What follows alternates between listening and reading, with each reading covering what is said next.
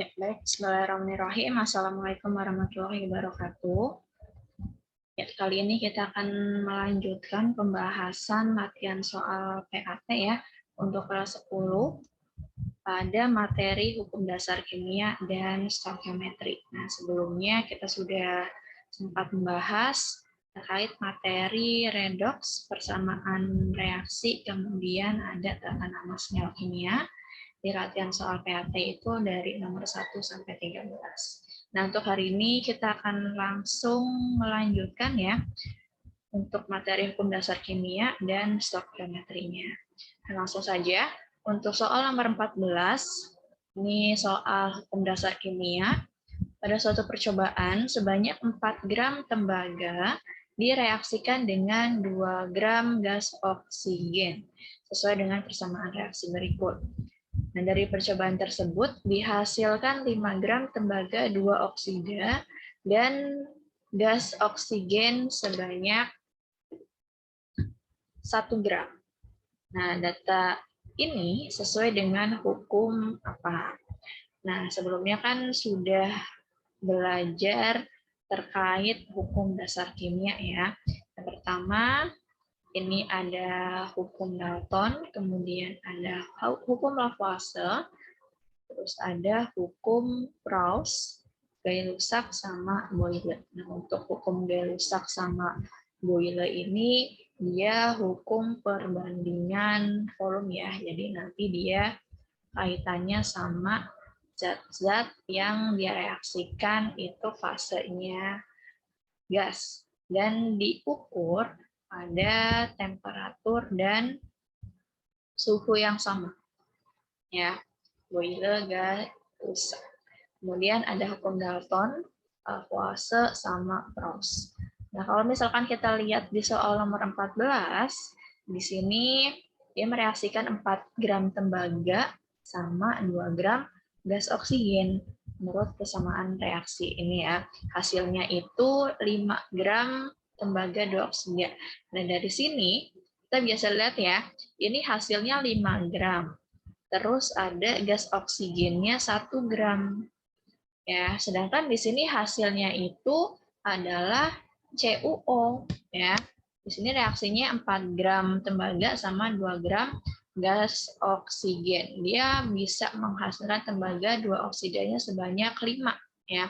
Berarti di sini yang bereaksi dengan 4 gram tembaga itu adalah 1 gram oksigen. Jadi 4 gram tembaga ini hanya bisa bereaksi dengan 1 gram oksigen. Nah, 1 gram oksigennya yang sisa, yang lainnya itu akan bersisa. Ya, jadi ini di sini kita bisa lihat perbandingan tembaga sama oksigennya itu 4:1. Nah, nanti hasilnya 5. Jadi 4 gram tembaga ini dia hanya bisa bereaksi dengan 1 gram gas oksigen. Makanya di sini untuk hasilnya itu 5 gram tembaga dan 1 gram oksigen. Nah, berdasarkan percobaan ini kita bisa menyimpulkan hukum dasar kimia yang paling tepat itu adalah hukum Proust ya, hukum perbandingan tetap.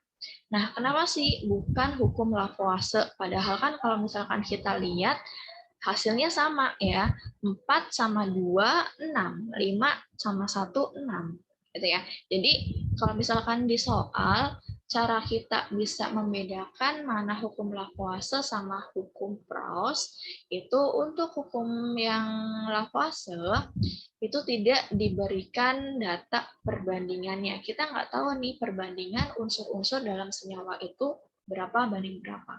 Sedangkan kalau hukum Proust, kita diberikan data, kemudian kita bisa menentukan perbandingan unsur-unsur di dalam senyawa tersebut. Dan perbandingannya itu tetap. Ya. Kalau misalkan di sini 4 gram tembaga direaksikan dengan 2 gram gas oksigen, dia menghasilkan 5 gram tembaga 2 oksida, dan ada sisa 1. Nah, dari sini kita bisa menyimpulkan ternyata 4 gram tembaga ini cuma bisa bereaksi dengan 1 gram oksigen. Ya. Sedangkan 1 gram oksigen yang lainnya itu sisa. Nah, cara yang lain untuk bisa membedakan Lavoisier sama Proust, kalau Lavoisier itu tidak ada sisa reaktan ya. Kalau ini kan ada sisa reaktan, ada sisa gas oksigen. Kalau lava semua reaktan atau semua zat bereaksi itu berubah menjadi produk inti ya. Ini kan produk intinya itu adalah tembaga 2 oksida. Jadi untuk nomor 14, jawaban yang paling tepat itu adalah hukum Proust, hukum perbandingan tetap. Gitu ya. Ya, semoga paham. Kita next soal nomor 15. Ini Ibu clear dulu. Kita lanjut soal nomor 15.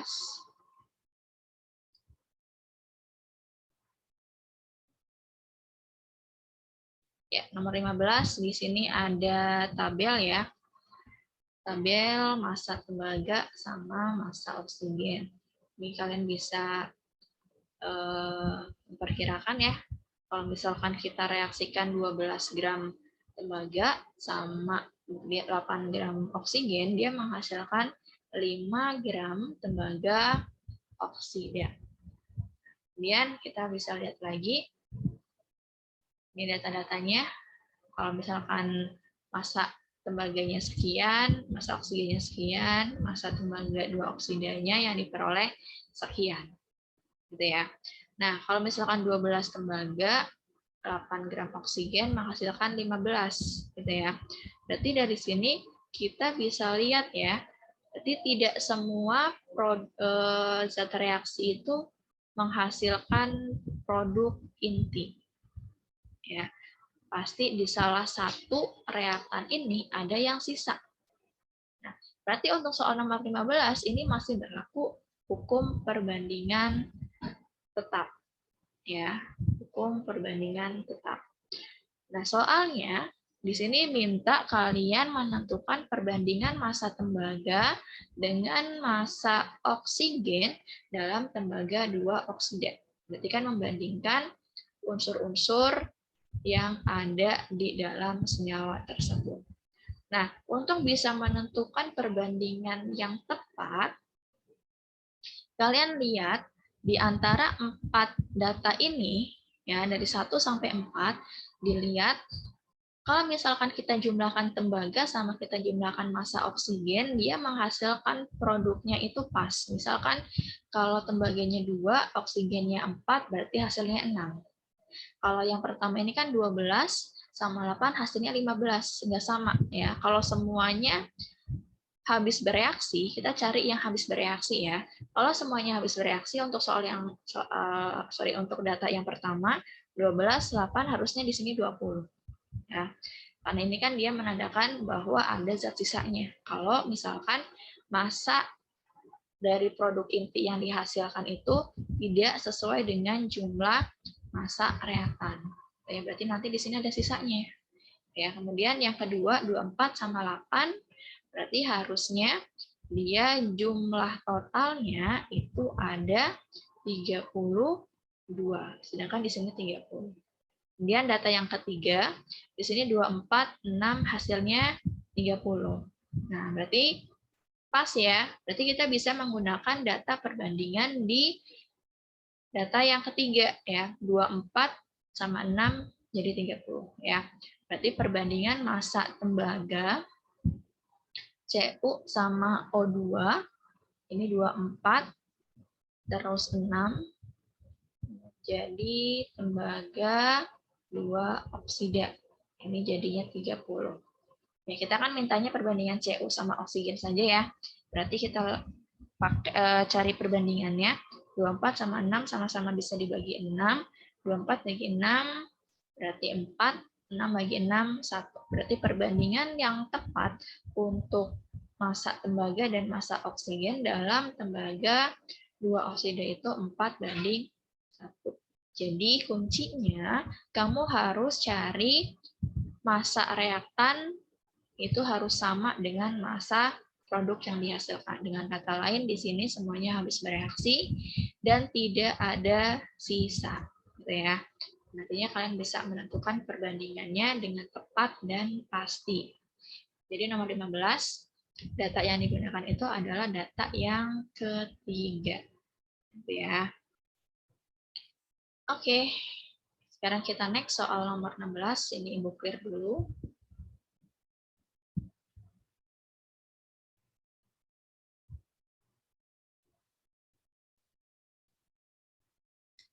Oke, nomor 16. Sini masih hukum pros ya. Jadi soal-soal itu biasanya kalau misalkan nggak fase, hukum pros, kemudian hukum perbandingan volume dari rusak. Ya.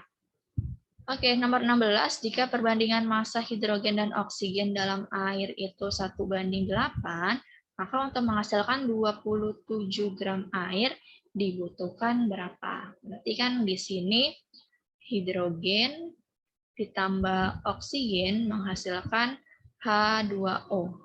Ya. Ini seperti cara kita menghitung di matematika ya. Ini kan perbandingannya 1:8 dan mau menghasilkan 27 gram air. Ya.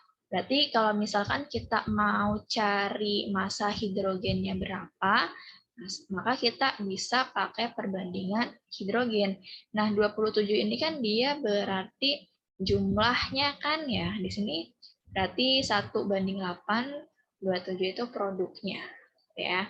Berarti kalau misalkan kita mau cari massa hidrogen, hidrogen itu kan dia perbandingannya 1. Berarti hidrogen sama dengan 1 per jumlah perbandingan. Berarti ini kan perbandingannya 1 sama 8. Berarti jumlah perbandingannya 9.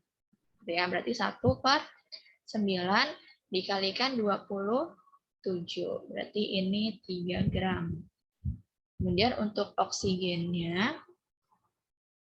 oksigennya di sini 8. 8 dibagi jumlah perbandingan 9. Terus dikalikan dengan total hasilnya ya. Hasilnya itu 27. Coret-coret 3, 2, 4. Berarti di sini massa hidrogennya 3 dan massa dari oksigennya 24. Berarti 3, 24 cari hidrogen 3, oksigen 24. Jadi jawaban yang paling tepat adalah yang B. Ya. Jadi 27 ini jumlahnya ya, dia kan menghasilkan 27 gram air. Terus ini perbandingan, angka 9 diperoleh dari jumlah perbandingan 1 tambah 8. Kalau misalkan perbandingannya 1:3, maka jumlah perbandingannya 4. Ya, kalau 1:3, berarti jumlah perbandingannya 4. Ya. Oke, sekarang kita next soal nomor 17. Jika diketahui massa atom relatif aluminium itu 27, hidrogen 1, dan oksigen 16, maka massa molekul relatif atau MR dari senyawa aluminium hidroksida itu berapa? Kita tuliskan dulu. Al OH 3 kali. Nah, kalau misalkan dikurung berarti dia 3 kalinya ya. Berarti oksigennya ada 3, hidrogennya ada 3. Berarti kita mau cari MR. MR sama dengan 1 dikalikan dengan AR-AL. Berarti 1 dikali AL ditambah oksigennya 3. 3 dikalikan massa atom relatif dari oksigen ditambah 3 dikalikan massa atom relatif dari hidrogen.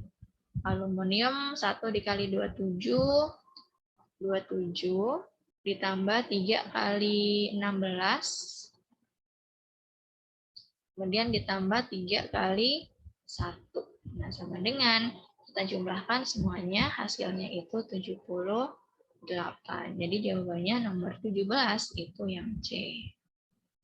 Itu ya, massa molekul relatif beda sama massa atom relatif. Oke, kita next soal nomor 18. Ini Ibu clear dulu.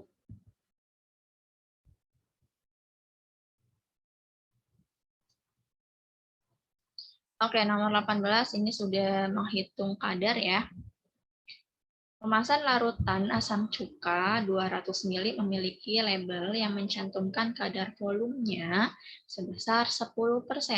Berdasarkan informasi tersebut dapat diketahui volume asam cuka dalam larutan tersebut adalah berapa? Dia kadarnya 10%. Berarti di dalam 10% bisa dituliskan ya, 10/100.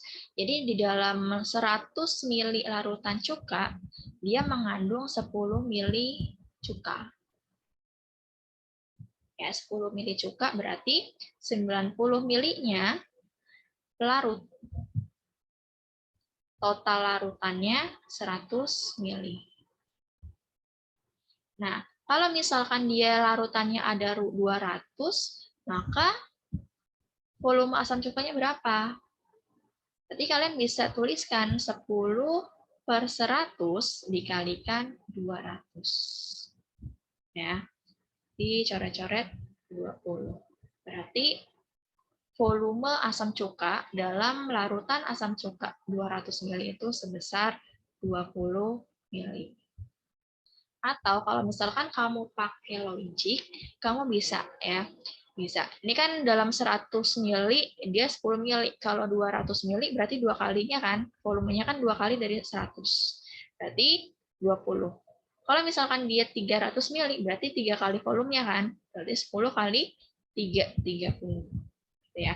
Tapi kalau misalkan lebih gampang secara matematiknya, kamu bisa menghitung seperti ini. Kadarnya dikalikan dengan volume total larutan. 10/100 dikalikan 200. 10/100 dari mana? Karena ini kan 10%. Ya, jadi 10/100.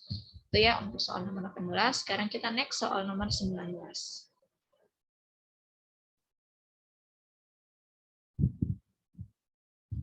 Oke, untuk nomor 19 ini kadar massa ya, atau persen massa.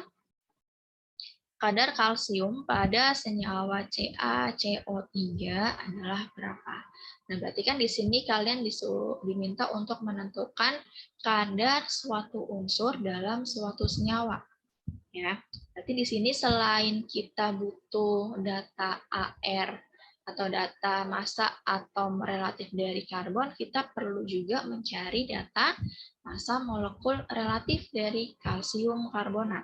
Jadi kita cari dulu MR dari CaCO3 atau kalsium karbonat. Berarti di sini ada 1 kali massa atom relatif Ca ditambah 1 kali massa atom relatif karbon ditambah 3 kali massa atom relatif oksigen. Ya. Kalsium massa atom relatifnya 40, 1 kali 40, 40, ditambah 1 kali 12, 12, ditambah 3 kali 16. Masukin aja 3 kali 16. Nah, setelah dihitung kita peroleh massa molekul relatif dari kalsium karbonat itu adalah 100 ya. 100 gram per mol atau bisa kita tuliskan satuannya gram per mol ya. Kemudian di sini dimintanya untuk menentukan kadar kalsium dalam persen ya. Berarti karbon ya, Ca.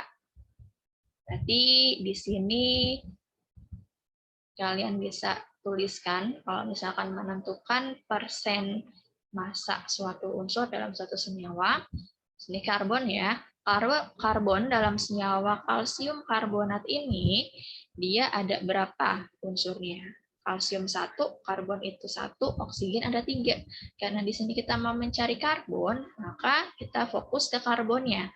Karbon di sini ada 1 ya. Berarti 1 dikalikan dengan massa atom relatif dari karbon. 12. Berarti 1 kali 12 per massa molekul relatif. Ya, 1 kali 12 dikalikan MR dari kalsium karbonat. Berarti 1 kali 12 per 100. Karena mintanya persen, dikalikan 100%. Nah, saya coret-coret sama dengan 12%. Jadi jawabannya nomor 19 itu yang A. Kemudian kalau misalkan kalian diminta untuk menentukan persentase kalsium, kalsiumnya di sini ada 1. Berarti 1 dikalikan kalsium massa atom relatifnya di situ 40 ya. Jadi kita bisa kali Ya, kalsium massa atom relatifnya 40, 1 kali 40 per 100 dikalikan 100%. Coret-coret sama dengan 40%. Nah, kalau misalkan kalian diminta untuk menentukan persentase oksigen, kita tulis di sini ya, yang agak-agakan, persentase oksigen, berarti sama dengan, oksigennya ada berapa di sini? Ada 3 kan? Berarti 3 dikalikan oksigen massa atom relatifnya 16. Berarti 16 dikalikan 3, atau 3 kali 16 per massa molekul relatif dari kalsium karbonat 100 dikalikan 100%. Coret-coret 16 kali 3 48%. Ini ya, karena dimintanya itu karbon, maka di sini 12%. Oke, gitu ya untuk soal nomor 19. Menentukan kadar suatu unsur dalam suatu senyawa. Nah, kita next soal nomor 20. Nah, di soal nomor 20 ini kalian diminta untuk menentukan jumlah partikel. Jumlah partikel rumusnya X sama dengan jumlah mol dikalikan dengan bilangan Avogadro. 6,02 dikali 10 pangkat 23. Nah, untuk menentukan jumlah partikel, kita harus mencari dulu molnya. Mol dari senyawanya. Di sini senyawanya apa? Gas oksigen ya. Gas oksigen berarti nulisnya itu senyawanya bukan hanya unsurnya. Bukan hanya oksigen O saja, tapi O2. Begitu juga kalau misalkan di sini disebutkan gas hidrogen, berarti H2. Atau gas nitrogen, berarti N2. Atau gas klorin, berarti Cl2. Gitu ya. Jadi penulisannya itu bukan unsur tunggal, ya, melainkan dia molekul unsur. Ya. Sekarang kita cari dulu mol dari oksigen. Kita cari di sini, mol dari O2. Mol itu rumusnya adalah massa per massa molekul relatif. Massa molekul relatif dari oksigen, Mr dari O2, berarti kan di sini ada 2 oksigen, berarti 2 dikali massa atom relatif dari oksigen, ARO, di sini dikasih tahu 16. Berarti 2 kali 16 sama dengan 32. Ya. Sekarang kita masukkan massa oksigennya di sini 3,2, kemudian dibagi 32 sama dengan 0,1 atau 10 pangkat minus 1. 0,1 atau 10 pangkat minus 1. Ya, molnya 10 pangkat minus 1 dimasukkan ke rumus dikalikan 6,02 kali 10 pangkat 23. Jadi sama dengan 6,02 dikalikan 10 pangkat 22. Jadi soal nomor 20 jawabannya yang A. Oke, sekarang kita next ya. Jadi kalau misalkan di kimia itu basicnya kalian harus bisa menentukan atau menghitung mol. Ya, itu kuncinya.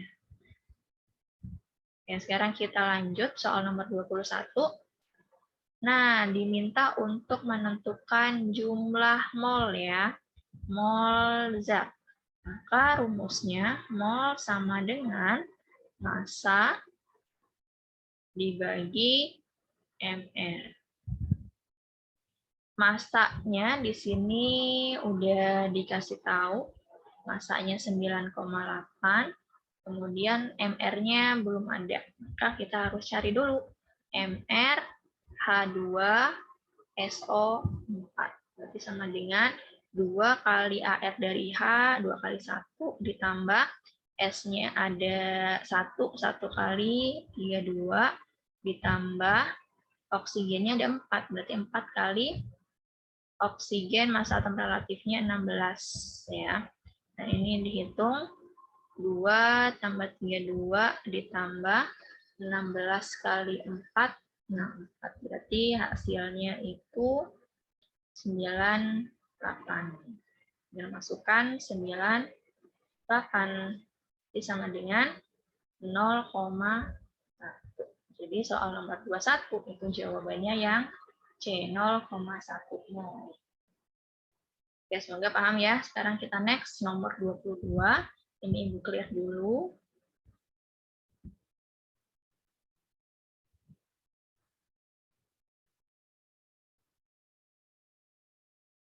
Oke, soal nomor 22, di sini air sungai diketahui mengandung zat merkuri sebanyak 0,2 gram dalam 100 liter air sungai. Jika massa jenis air sungai tersebut, ini tersebut sebesar 1 gram per mililiter, maka di kadar merkuri dalam air sungai tersebut sebesar berapa? Gitu ya, ini diminta untuk satuannya itu BPJ ya, bagian per juta.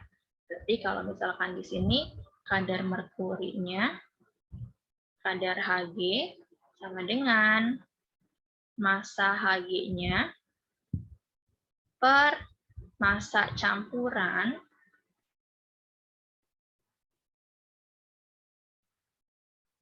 karena di sini satuannya minta BPJ berarti dikalikan 10 pangkat 6 bagian per juta ya atau ppm.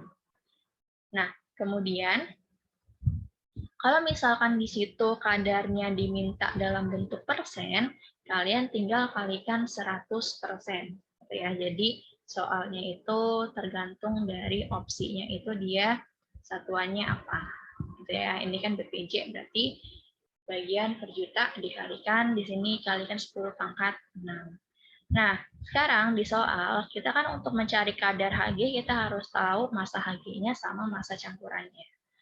Nah, berarti massa Hg-nya, massa sampelnya, atau massa zat polutannya, di sini dia udah dikasih tahu sebanyak 0,2 gram ya.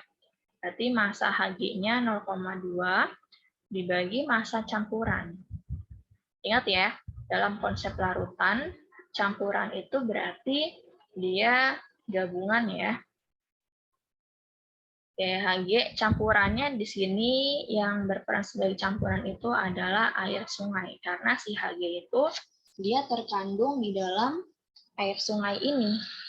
Nah, sekarang kita cari massa dari air sungai.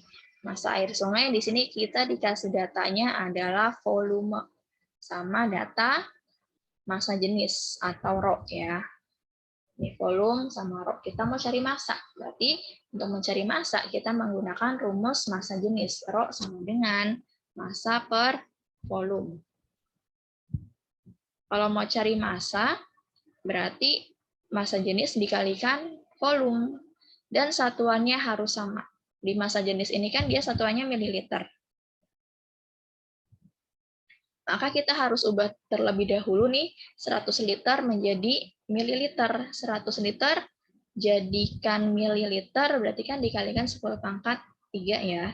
Jadi 100.000 mililiter atau 10 pangkat 5 mililiter. Oke, berarti massa jenisnya 1 gram per mililiter dikalikan dengan 10 pangkat 5. Sama dengan massa dari campurannya itu 10 pangkat 5. Tinggal masukkan, dikalikan dengan 10 pangkat 6. Ini bisa coret, saling menghilangkan. Ini 1, 10 pangkat 1, ya berarti 10. 0,2 dikalikan 10, 2. BPJ atau ppm. Ya, jadi untuk nomor 22, itu jawabannya yang D. Kalau misalkan kita lihat soal perhitungan, khususnya di kimia, menghitung itu harus sama satuannya. Satuannya disamakan terlebih dahulu. Gitu ya. Oke, sekarang kita lanjut soal nomor 23. Nomor 23, kalian diminta untuk menentukan konsentrasi. Ya. Konsentrasi di sini satuannya molaritas. Ya. Di sini data yang diberikan, data H2SO4 di sini massa ya, massanya. Kemudian di sini ada volume.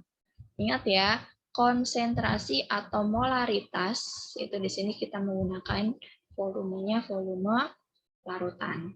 Untuk konsentrasi sendiri dia ada dua rumus ya. Kalian bisa menggunakan rumus mol per volume, tapi ini volumenya dalam satuan liter, atau kamu bisa menggunakan rumus yang kedua.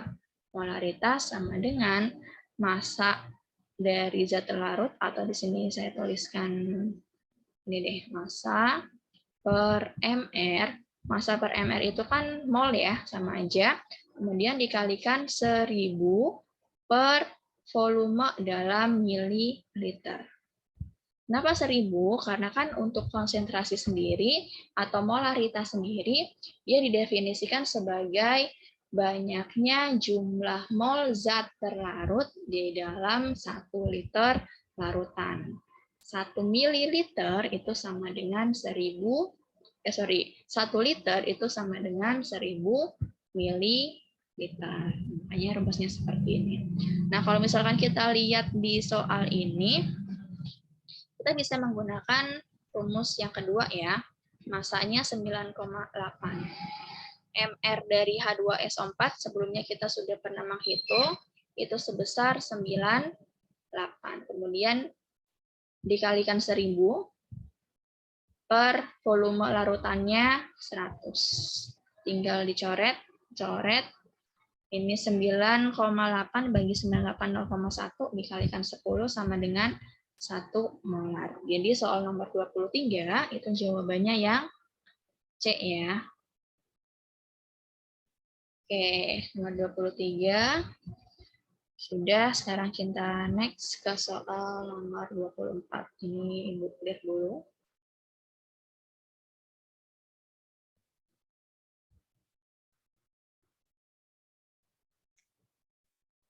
Oke, sekarang kita lanjut soal nomor 24 ya. Di sini diketahui 0,6 mol kalsium bereaksi dengan gas nitrogen dihasilkan kalsium nitrida menurut persamaan reaksi berikut.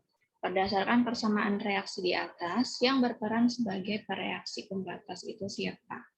Nah, sebelum kita menentukan zat mana yang berperan sebagai pereaksi pembatas, jadi kalau misalkan kalian lihat di soal-soal kimia, dan di situ ada persamaan reaksi, kalian langkah pertama yang kalian harus lakukan adalah lihat persamaan reaksinya, dia sudah setara atau belum.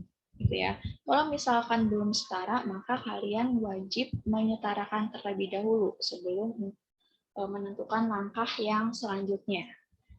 Oke, sekarang di nomor 24 ini, di sini ada persamaan reaksi kalsium sama gas nitrogen menghasilkan Ca3N2. Kalsiumnya ada 3 sebelah kiri. Di sebelah kanan kalsiumnya ada 3, udah sama. Sekarang sebelah kiri nitrogennya ada 2, sebelah kanan nitrogennya ada 2. Oke, sekarang kita lihat yang diketahui di soal itu 0,6 mol kalsium. Ya, berdasarkan persamaan reaksi sama yang diketahui itu, yang berperan sebagai pereaksi pembatas itu siapa? Nah, dalam persamaan reaksi kimia, pereaksi pembatas itu berarti posisinya ada di sebelah kiri anak panah, atau dia sebagai reaktan. Ya, sebagai reaktan. Pereaksi pembatas, berarti pereaksi itu di dalam sistem persamaan reaksi, dia akan habis bereaksi terlebih dahulu, atau dia punya jumlah mol yang paling kecil. Ya, kalau jumlah mol yang paling kecil, otomatis dia akan bereaksi terlebih dahulu. Kemudian dalam persamaan reaksi kimia, pereaksi pembatas itu hanya 1 ya, nggak mungkin 2. Jadi yang berperan sebagai reaktan itu antara Ca, kalsium, atau N2, nitrogen. Berarti selain ini salah. Sekarang kita lihat opsinya. Yang A salah, yang B itu punya kemungkinan, Yang C salah karena di sini kalsium nitrida itu sebagai hasil reaksi. Kemudian yang E, Ca dan N2 ini tidak. Ya, salah. Sekarang kita fokusnya ke opsi B sama opsi yang D. Sekarang di soal itu dikasih data 0,6 mol kalsium. Berarti kalsiumnya di sini 0,6. Kalsiumnya 0,6 berarti di sini nitrogennya berapa? Kita lihat atau kita menggunakan perbandingan koefisien. Nitrogen di sini dia punya koefisien 1. Berarti untuk mencari mol dari N2 sama dengan 1/3 dikalikan 0,6. Sama dengan 0,2. 0,2.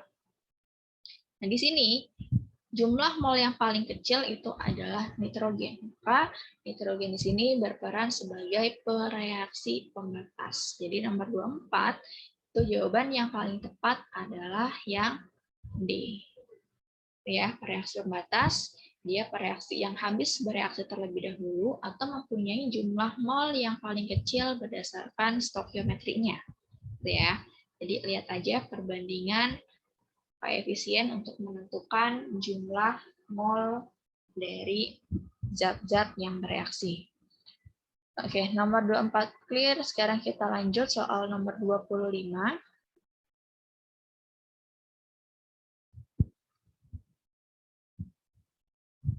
Oke, soal nomor 25 di sini sebanyak 3,01 kali 10⁻23 molekul gas oksigen, berarti ini O2, bereaksi dengan gas nitrogen N2 dengan persamaan reaksi berikut. Ya, O2 tambah N2 menghasilkan 2NO2. Volume gas nitrogen dioksida yang terbentuk pada keadaan STP. Ya, pada keadaan STP berapa? Ya. Keadaan STP berarti kalau mencari volume, kalian tinggal kalikan mol dikalikan 22,4. STP berarti keadaan standar. Ya, dia temperaturnya 0 derajat Celcius atau 273 Kelvin dan tekanannya 1 atmosfer atau 760 mm Hg. Ya, yang ditanyakan adalah volume gas NO2. Ya, berarti VNO2 berapa? Mol. Sekarang kita cari mol NO2-nya berapa. Sedangkan di sini yang dikasih data itu adalah mol dari gas oksigennya. Nah, sebelum melangkah lebih lanjut, kita lihat ya, ini reaksinya sudah setara atau belum. Sebelah kiri oksigennya ada 4, N2-nya ada 1, nitrogennya ada 2, menghasilkan 2NO2. N-nya 2 sama oksigennya 4. 2 kali 2, 4. Udah sama ya. Sekarang kita lanjut. Kita berarti harus mencari mol dari gas oksigen dulu ya. Jadi kita cari mol dari oksigen. Ya. Yang dikasih data adalah jumlah molekul, berarti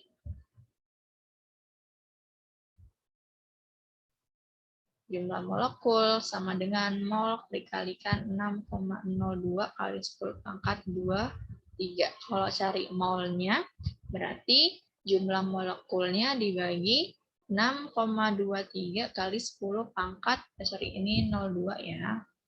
6,02 kali 10⁻23. Jumlah molekulnya 3,01 dikalikan 10⁻23 per 6,02 kali 10⁻23. Nah, bisa saling menghilangkan.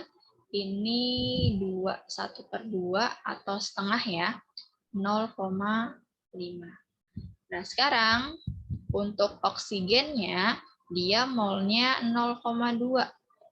Nah, berarti nitrogennya, mol dari nitrogen N2 sama dengan nitrogen kan dia koefisiennya 1, berarti 1/3 koefisien dari oksigen yang diketahui molnya 1/2 dikalikan 0,5 ya.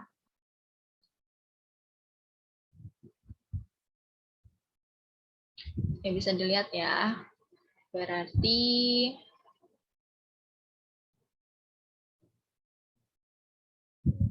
bisa masuk 0,5. Ya 0,5 berarti 1/2 dikali 0,5 dibagi 2 0,25 ya. Oke, ini mol nitrogennya. Sekarang kita lanjut cari volume dari gas nitrogen dioksida. Oh, sorry, ini yang ditanya gas nitrogen dioksida ya, berarti mol NO2 ya, bukan N2. Sorry. Ya, mol NO2 karena di sini koefisien dari NO2 itu sama dengan koefisien dari oksigennya, maka sama ya jumlah molnya sama dengan jumlah mol oksigen. Berarti ini 0,5. Atau kalau misalkan secara matematiknya dimasukkan ya 2/2 kali 0,5 sama dengan 0,5. Sekarang kita langsung masukkan di sini 0,5 dikalikan 22,4. Berarti 22,4 dibagi setengah 11,2 liter. Jadi jawabannya yang D. Oke gitu ya. Sekarang kita lanjut soal nomor 26. Sebanyak 54 gram di sini raksa oksida ya. HgO dipanaskan dan terurai menjadi Hg dan O2. Jika pada pemanasan ini terbentuk 0,1 mol oksigen, HgO yang terurai sebanyak berapa? Nah, yang pertama kita lihat persamaan reaksinya sudah setara atau belum. Nah, ini sudah setara. Sekarang kita tuliskan dulu persamaan reaksi di bawah ya. 2HgO menjadi 2Hg plus O2. Di sini yang ditanyakan adalah HgO yang terurai. Kalau HgO yang terurai, berarti kita fokusnya di sini HgO yang bereaksi. Yang bereaksi berapa? Kalau yang bereaksi, berarti kita harus tahu mula-mulanya itu dia punya mol berapa, kemudian di akhir dia punya mol berapa, supaya kita bisa tahu kira-kira yang bereaksi atau yang terurai itu berapa mol. Itu ya. Sekarang kita lihat mula-mula, reaksi, dan sisanya. Di sini dikasih data lagi, massa ya, sebanyak 54 gram HgO. Berarti mula-mula itu HgO-nya segini massanya. Berarti mol HgO mula-mula, massanya dibagi mR. Massanya 54 dibagi mR HgO dari HgO sama dengan Hg itu mR-nya 200 ditambah AR dari oksigen itu 16 sama dengan 216.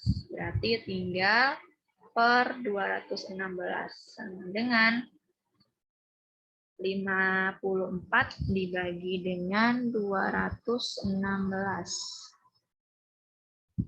Itu 0,25. Ya, berarti mula-mula HgO-nya sebesar 0,25 mol.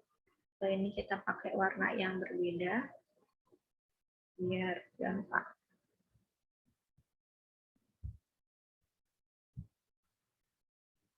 Ya, 0,25. 0,25. Kemudian kalau misalkan produk mula-mula itu belum terbentuk. Ya. Nah, pada saat reaksi, kita bisa tahu nih berapa mol zat yang terurai. Ya. Kemudian di sini pada pemanasan ini terbentuk 0,1 mol O2. Berarti oksigen yang terbentuk itu 0,1 ya. Pada saat akhir reaksi, oksigen yang terbentuk itu 0,1. Berarti di sini 0,1 ya. Berarti Hg yang terbentuk atau di sini bisa dituliskan oksigen itu kan dia koefisiennya 1, Hg itu koefisiennya 2. Berarti Hg di sini 0,2 dan hasilnya 0,2. Nah, HgO yang terurai kita bisa lihat dari perbandingan koefisien. Ini 2, ini 1 ya. Sudah dituliskan. Kalau 2 berarti 2 kali 0,1, 0,2. Berarti di sini kita bisa lihat ya, sisa hasil akhirnya itu HgO yang bersisa itu ada 0,05. Sedangkan di soal dia mintanya yang terurai itu sebanyak berapa persen? Ya, sebanyak berapa persen? Di sini berarti mol HgO yang terurai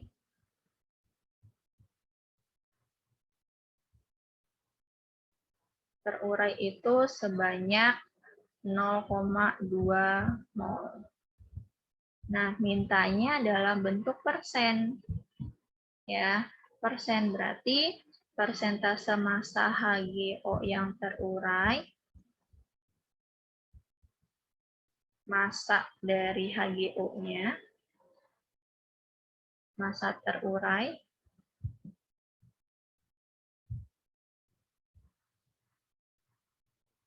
per massa mula-mula atau massa sampelnya. Nah, ini kan tadi dapat molnya 0,2 ya. Jadi sekarang kita cari mol dari HgO-nya. Massa dari HgO. Ya. Berarti kan kalau mol tadi rumusnya massa per mR. Kalau cari massa sama dengan mol dikalikan mR. Ya. Molnya 0,2, mR-nya 216. Jadi kita bisa dapat massa yang terurai itu sebanyak 43,2 gram ya. Nah, kemudian massa sampelnya atau massa mula-mulanya itu di soal sudah dikasih tahu. Kita masukkan dulu massa HgO yang terurai 43,2 per massa sampelnya itu 54. Kalikan, ini minta persentase, kalikan 100% ya. Jangan lupa. Nah, 43,2 dibagi dengan 54. 0,8 kalikan 100 berarti 80%. Jadi nomor 26 jawabannya yang E ya. Oke, sampai sini nomor 26 semoga paham ya. Sekarang kita lanjut. Ini Ibu clear soal nomor 26 coret-coretannya. Kita next ke soal nomor 27.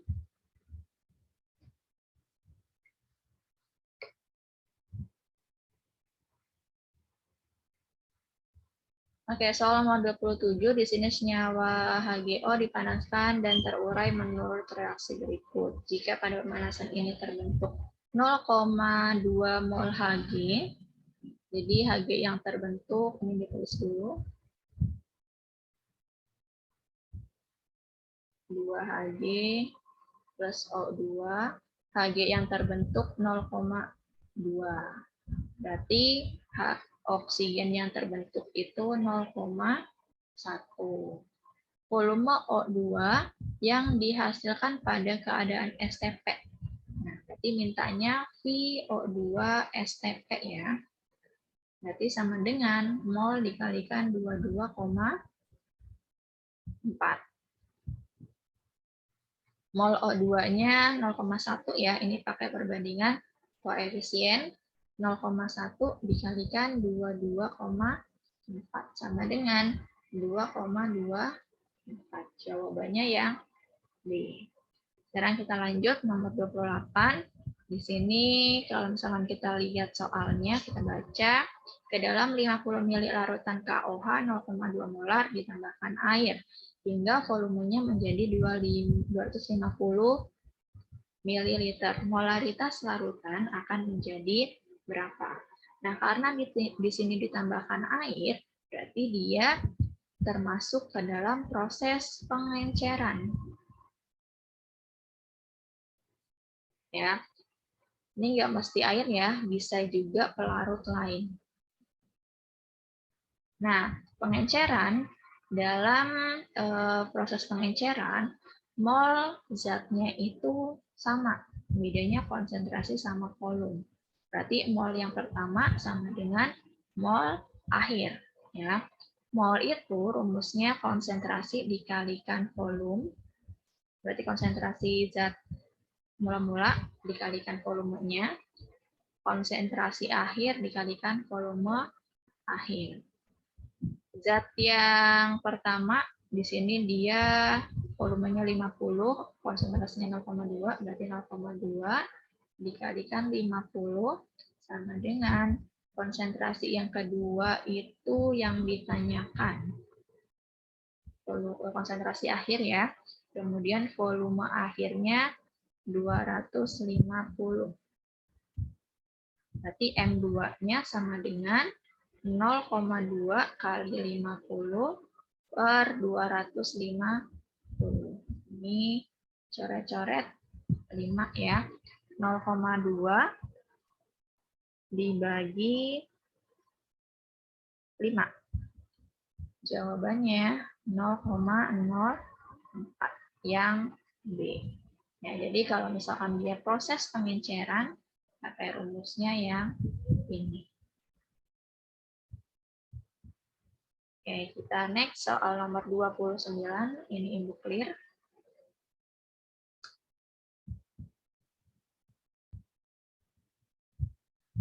Nomor 29, sebanyak 150 ml larutan KCl 0,2 molar dicampur ya, dicampur dengan 100 ml larutan KCl 0,2 molar. Kemolaran larutan KCl menjadi berapa? Nah, ini beda ya sama soal nomor 28. Kalau 28 itu dia diincerkan ditambahkan air. Kalau misalkan 29 ini dia pencampuran. Jadi dua larutan yang punya konsentrasi yang berbeda dengan volume yang berbeda, dia dicampurkan, nanti kita bisa menghitung konsentrasi akhirnya berapa. Ya. Maka untuk yang ini, konsentrasi akhir sama dengan kita kalikan larutan yang pertama ya, volume sama konsentrasinya kita kalikan, berarti M1 kali V1 ditambah M2 dikali V2. Karena di sini hanya dua larutan yang dicampurkan, maka sampai 2 aja. Per volume total larutan, V1 ditambah V2. Berarti konsentrasi yang pertama 0,2 dikalikan 150 ditambah 0,3 dikalikan 100 per volume totalnya 150 ditambah 100 sama dengan ini 30 plus 30 dibagi 250 sama dengan 0,24 molar. Jadi nomor 29 jawabannya yang B ya. Nah, ini kalau pencampuran dua larutan, konsentrasi beda, volumenya beda, pakai rumus yang pencampuran. Kalau yang 28 itu rumus pengenceran. Ya, harus bisa membedakan itu. Sekarang kita next soal nomor 30, terakhir ini buku dulu. Oke, nomor 30 ini dia gabungan beberapa konsep ya. Jadi ini terkait dengan pembuatan larutan ya. Pembuatan larutan berarti kita harus tahu nih pelarut yang dibutuhkan berapa, volumenya, sama berapa massa zat yang harus dilarutkan atau yang harus diencerkan, gitu ya. Di sini nomor 30, seorang peserta didik akan membuat 100 ml larutan natrium hidroksida yang memiliki konsentrasi 0,1 molar menggunakan padatan natrium hidroksida, diketahui ARNA, O, dan H-nya sekian. Berikut adalah langkah-langkah pembuatannya. Tahapan yang menyimpang dari langkah-langkah pembuatan 100 ml larutan natrium hidroksida 0,1 molar adalah yang mana? Ya. Jadi, kalau misalkan kita mau membuat suatu larutan dari padatan, maka langkah yang pertama kita harus menimbang padatan tersebut. Masa yang dibutuhkan, maka kita harus melihat konsentrasi targetnya itu berapa. Konsentrasi yang mau kita buat itu 0,1 molar dengan volume 100 mili. Maka kita harus mencari masanya ya. Kita cari masanya menggunakan rumus konsentrasi. Ya, konsentrasi sama dengan massa per mR dikalikan 1000 per 100. Massa, di sini konsentrasinya 0,1. Kemudian massanya kita yang mau cari berapa per mR, massa molekul relatif dari NaOH.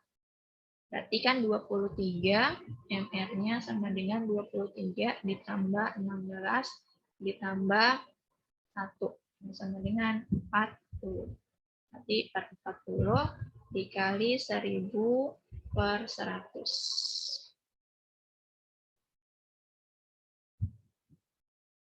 Ini maksudnya volume ya, volume larutan dalam mililiter. Kita coret, ini 0,1 kali 40 sama dengan massa dikalikan 10. Massanya sama dengan 40 dikali 0,1, 4 dibagi 10, 0,4. Jadi, massa natrium hidroksida padatannya yang kita butuhkan untuk membuat 0,1 molar natrium hidroksida atau larutan natrium hidroksida sebanyak 100 ml, massa yang kita butuhkan adalah 0,4 gram. Nah, ini betul ya massanya. Dan kita lanjut, melarutkan padatan dengan menambahkan Aquades sebanyak 20 ml. Oke, setelah kita menimbang, kita harus melarutkan padatannya terlebih dahulu. Nah, dalam melarutkan padatan, kita harus sedikit demi sedikit menambahkan pelarut. Nggak bisa kita langsung menambahkan pelarut sebanyak yang kita butuhkan. Ya kan, di sini mau buat 100 ml ya, kita nggak bisa langsung menambahkan 100 ml ya. Kita tambahkan sedikit demi sedikit sampai larutannya, sampai padatannya itu larut ya. Makanya di sini ditambahkan Aquades sebanyak 20 ml terlebih dahulu. Nah, setelah sudah larut, kemudian memasukkan larutan natrium hidroksida tersebut ke dalam labu ukur 100 ml. Nah, kalau masih ingat, di materi kelas 10 semester 1 itu sudah belajar dengan alat lab ya. Nah, labu ukur di sini berarti dia fungsinya yang salah satu untuk membuat digunakan dalam proses pembuatan larutan. Biasanya proses pengenceran gitu ya.